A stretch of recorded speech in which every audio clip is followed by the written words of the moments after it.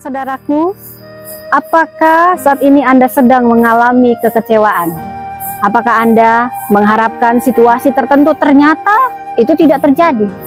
Atau Anda berharap untuk mendengar jawaban ya, tetapi Anda malah mendengar tidak? Pernahkah Anda berdoa agar Tuhan melakukan satu hal dan ternyata Tuhan memilih melakukan hal yang lain? Bila demikian, kekecewaan Anda bisa dimengerti. Saudara, terkadang saat kita menghadapi kekecewaan, baik itu yang kecil atau yang cukup besar, kecewa sebenarnya bukan hal yang aneh atau yang salah, tetapi bagaimana cara kita menghadapi kekecewaan itu akan menghasilkan perbedaan besar dalam hidup kita. Ayat hari ini dari Mazmur 22 ayat 5. Kepadamu mereka berseru-seru dan mereka terluput. Kepadamu mereka percaya dan mereka tidak mendapat malu. Saudara, ini adalah ayat kunci yang memberi kita kekuatan saat menghadapi kekecewaan. Orang yang berseru kepada Tuhan percayalah. Yang percaya kepada Tuhan tidak akan mendapat malu. Obat kecewa adalah percaya pada Tuhan. Percayalah bahwa Tuhan kita mengetahui setiap detail situasi keadaan yang kita hadapi. Percayalah bahwa Tuhan memperhatikan kita bahkan lebih daripada yang dapat kita pikir. Dan percayalah bahwa Tuhan selalu mengusahakan yang terbaik bagi kita meski kita tidak mengerti atau tidak melihatnya. Saat Anda menghadapi kecewa, berdoalah, minta kekuatan. Percayalah, Tuhan bahkan turut bekerja dalam segala sesuatu untuk mendatangkan kebaikan kepadamu. Tuhan memberkati. Mazmur 42 ayat 2 berkata, jiwaku merindukan Engkau ya Allah. Saudara, apakah saat ini Anda sedang mengalami kesulitan memahami jalan Tuhan? Ya, kita semua pasti pernah bergumul tentang ini. Meskipun kita pernah mengalami kebaikan Tuhan pada saat lampau, dan kita melihat bagaimana tangan berkat Tuhan dan tuntunannya telah pernah diberikannya kepada kita, tetapi harus kita akui kadang kita tetap merasa takut dan sendirian. Saudara, Yesus sendiri juga pernah ada di fase ini, waktu dia berkata, Allahku, Allahku, mengapa Engkau meninggalkan aku? Matius 27 ayat 46. Sebenarnya kata-kata ini bisa kita artikan sebagai kata, aku tidak mengerti apa yang terjadi, tetapi aku tahu Engkau masih Tuhan. Ini jaminan yang luar biasa. Saudara, pernahkah Anda melihat seorang anak meraih tangan orang tuanya dan berkata, pelan-pelan, Papa Mama berjalan terlalu cepat. Anak itu takut. Kita juga pernah kan seperti ini. Kita takut berjalan terlalu cepat, anak itu takut tersesat atau tertinggal. Apakah seperti itu yang sedang Anda rasakan saat ini, saudara? Anda merasa kita tidak bisa mengikuti Tuhan? Apa kita merasa hidup ini bergerak terlalu cepat? Saudara, Alkitab berkata di Mazmur 42 ayat 1, seperti rusa yang merindukan air, sungai yang berair, demikianlah jiwaku merindukan Engkau ya Allah. Saudara, kita tidak akan pernah merindukan sesuatu kecuali kita benar-benar menghargai sesuatu itu dan membutuhkan sesuatu itu.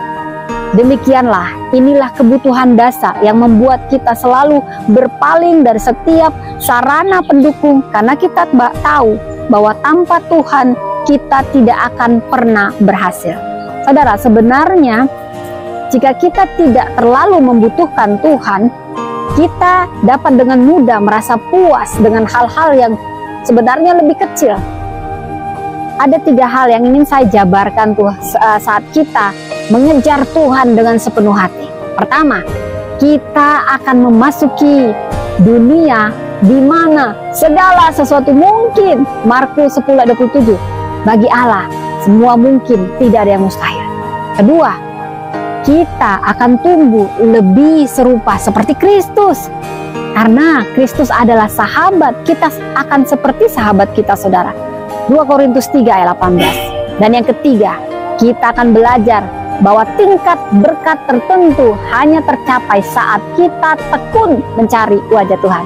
janjinya di Ibrani 11 ayat 6. Saudara, apakah Anda lelah dengan jawaban manusia saat ini? Apakah Anda butuh lebih dari sekedar nasihat yang baik? Karena itu Anda perlu menyendiri, mengurung diri bersama Tuhan. Beri waktu dan biarkan Tuhan bicara kepada Anda. Tuhan memberkati. Waspadalah saat kita mengasihani diri kita sendiri. 1 Korintus 10 ayat 24 berkata, jangan seorang pun yang mencari keuntungannya sendiri, tetapi hendaklah tiap-tiap orang mencari keuntungan orang lain. Mengasihani diri sendiri itu mematikan, saudara. Itu seperti memberitahu seorang istri dan ibu yang sudah bekerja keras, oh kamu tidak dihargai. Atau kita berkata kepada pekerja kantor, lihat betapa berharganya kamu, tetapi kamu tidak pernah diakui atau dihargai. Kita berkata kepada pengangguran, tidak ada kesempatan bagimu. Atau kepada orang yang sudah bercerai, tidak ada tempat bagimu. Kepada yang sedang berduka, itu seperti perkataan tidak ada harapan. Dan kepada yang sedang bergumul, mungkin itu seperti perkataan tidak mungkin. Semua ini kata-kata yang membuat seseorang mengasihani dirinya sendiri. Dan kita bisa belajar kisah tentang ini dari Nabi Elia. Dan bahkan Elia baru saja meraih kemenangan besar, dan 24 jam setelah itu dia mengasihani dirinya sendiri. Setelah dia mengalami kemenangan karena dia merasa tertekan dan berkubang dalam rasa mengasihani diri sendiri, dia bahkan berkata, bila kita membaca dari 1 Raja-Raja 19 ayat 4 dan 10 yang intinya, cukuplah itu, ambil nyawaku. Bahkan dia berkata demikian karena mungkin dia melihat orang Israel meninggalkan kesepakatan dengan Tuhan, meruntuhkan mesbah Tuhan, dan bahkan membunuh nabi-nabinya Tuhan. Dan dia bahkan ingin mengejar dan mencabut nyawa Elia, sehingga Elia mulai mengasihani diri sendiri. Saudara, mengasihani diri sendiri sebenarnya ada 2 alasan yang menyebabkan ini. Pertama, itu justru hanya manipulasi emosional. Kita menggunakan rasa mengasihani diri sendiri sebagai senjata kita untuk menjebak orang lain mendapatkan apa yang kita inginkan. Wow, ini ketidakdewasaan dalam diri kita. Kalau kita punya masalah, hadapilah dengan dewasa. Dan di sisi lain, mengasihani diri sendiri ini juga berasal karena suatu kelelahan, saudara, dalam diri kita. Bila kita belajar dari Elia di Perjanjian Lama, bagaimana Tuhan menyingkapkan kepada Elia dan kepada kita semua saat mengasihani diri sendiri. Ada 4 hal yang kita perlukan untuk kita kembalikan ke jalurnya yang benar seperti Elia. Ketika Elia dan kita semua mungkin butuh lebih banyak istirahat. Kedua, kita belum makan dengan benar seperti yang dialami Elia. Dan kita mengalihkan pandangan kita dari Tuhan dan berusaha melakukan segalanya dengan kekuatan kita sendiri, seperti yang dilakukan Elia. Dan keempat, saat kita terisolasi dan sesungguhnya kita butuh partner, kita butuh teman. Karena itulah Tuhan mengirim Elisa untuk Elia. Dan percayalah, Tuhan juga akan mengirim partner-partner untuk mendukung kita, karena berdua lebih baik daripada seorang diri. Karena itu, luangkan waktu tentang hal ini, pikirkan dan renungkan kebenaran ini, dan minta kekuatan dari Tuhan. Seperti Tuhan menolong Elia yang pernah berkubang mengasihani diri sendiri, ini juga berlaku buat kita semua, anak-anaknya. Stop mengasihani diri sendiri, fokus pada Tuhan. Tuhan memberkati. Shalom saudaraku, selamat hari Jumat, tepatnya tanggal 30 Agustus 2024, dan pembacaan Alkitab kita menurut tanggal kita ambil dari Amsal 30. Demikianlah firman Tuhan. Perkataan Agur bin Yake. Perkataan Agur bin Yake dari Masa. Tutur kata orang itu, aku berlelah-lelah ya Allah, aku berlelah-lelah sampai habis tenagaku. Sebab aku ini lebih bodoh daripada orang lain. Pengertian manusia tidak ada padaku. Juga tidak kupelajari hikmat, sehingga tidak dapat ku kenal yang Maha Kudus. Siapakah yang naik ke sorga lalu turun? Siapakah yang telah mengumpulkan angin dalam genggamnya? Siapakah yang telah membungkus air dengan kain? Siapakah yang telah menetapkan segala ujung bumi. Siapa namanya dan siapa nama anaknya? Engkau tentu tahu, semua firman Allah adalah murni. Ia adalah perisai bagi orang-orang yang berlindung padanya.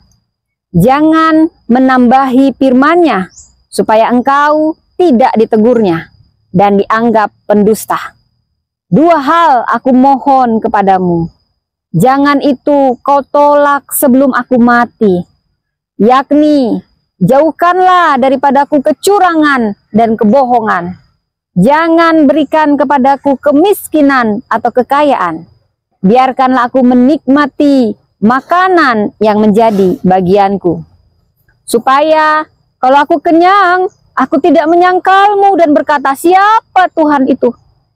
Atau kalau aku miskin, aku mencuri dan mencemarkan nama Allah. Jangan mencerca seorang hamba pada tuannya, supaya jangan ia mengutuki engkau dan engkau harus menanggung kesalahan itu. Ada keturunan yang mengutuki ayahnya dan tidak memberkati ibunya. Ada keturunan yang menganggap dirinya tahir tetapi belum dibasuh dari kotorannya sendiri.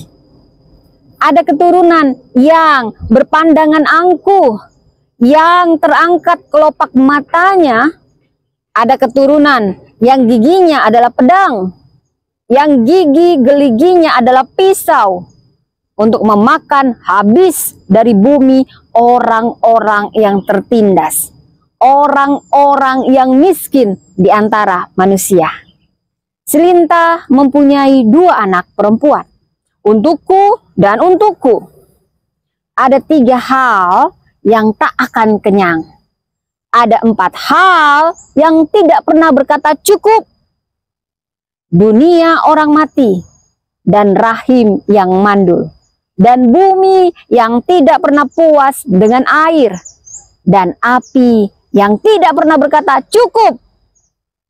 Mata yang mengolok-ngolok ayah dan enggan mendengarkan ibu akan dipatuk gagak lembah dan dimakan raja wali.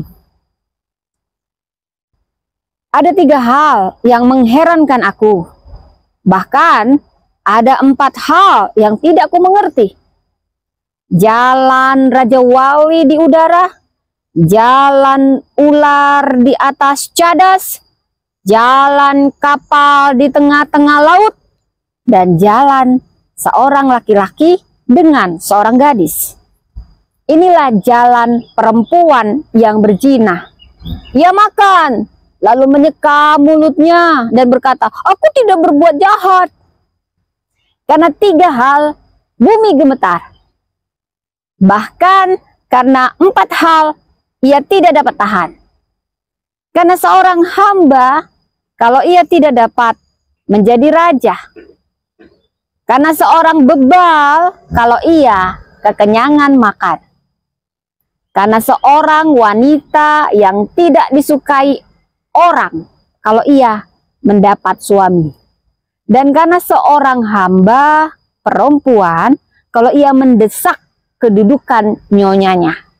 Ada 4 binatang yang terkecil di bumi, tetapi yang sangat cekatan. Semut, bangsa yang tidak kuat, tetapi yang menyediakan makanannya di musim panas. Pelanduk, bangsa yang lemah, tetapi yang membuat rumahnya di bukit batu. Belalang yang tidak mempunyai raja, namun semuanya berbaris dengan teratur. Cicak yang tak dapat kau tangkap dengan tangan, tetapi yang juga ada di istana-istana raja. Ada 3 binatang yang gagah langkahnya.